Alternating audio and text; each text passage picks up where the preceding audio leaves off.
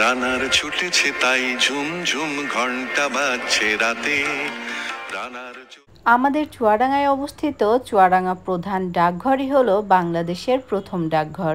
1860 সালে চুয়াডাঙ্গা পৌর এলাকার বড়বাজারে নির্মাণ করা হয় বাংলাদেশের সর্বপ্রথম এই ডাকঘর। সে সময় ভারতের সাথে চুয়াডাঙ্গার রেলপথের যোগাযোগ সহজ থাকায় সামান্য কয়েকজন স্টাফ নিয়ে এই ডাকঘরের কার্যক্রম শুরু করা হয়। তবে এক পর্যায়ে নানা প্রতিকূলতায় একসময় বন্ধ হয়ে যায় ডাকঘরের কার্যক্রম। দেশ স্বাধীন হওয়ার পর তৎকালীন মহকুমা কুষ্টিয়া ডাকঘরের আওতায় পুনরায় চালু করা হয় এর কার্যক্রম। উপমহাদেশের প্রথম ডাক সার্ভিস চালু হয় 1774 সালে। বাংলাদেশের ডাক বিভাগের ইতিহাসও অনেক পুরাতন।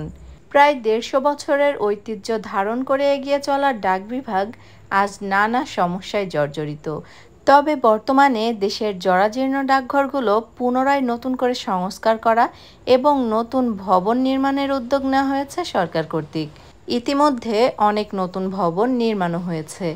বাংলাদেশের ইতিহাস ঘাটলে দেখা যায় ব্রিটিশ আমলে নির্মিত সর্বপ্রথম ডাকঘর হলো চুয়াডাঙ্গায়।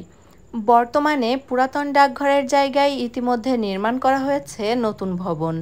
নতুন ভবনটি নির্মাণে ব্যয় হয়েছে প্রায় 12 কোটি টাকা। পুরানো ডাকঘরের বেশ কিছুটা অংশ ভেঙে 6 বিঘা জমির উপর নির্মিত হয়েছে নতুন ডাকঘর ভবন।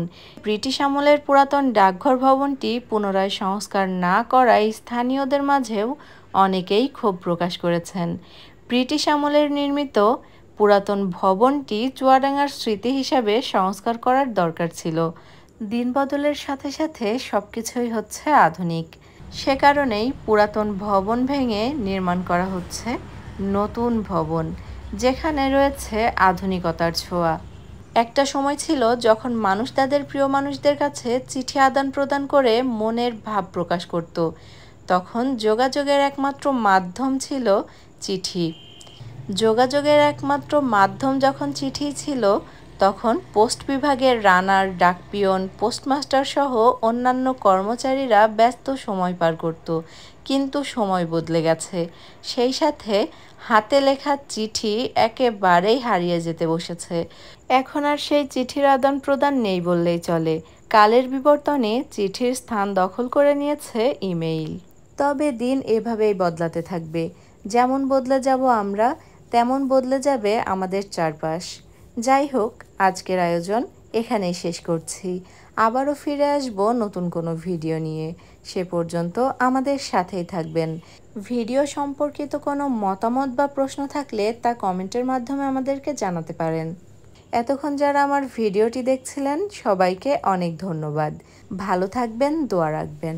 আল্লাহ হাফেজ।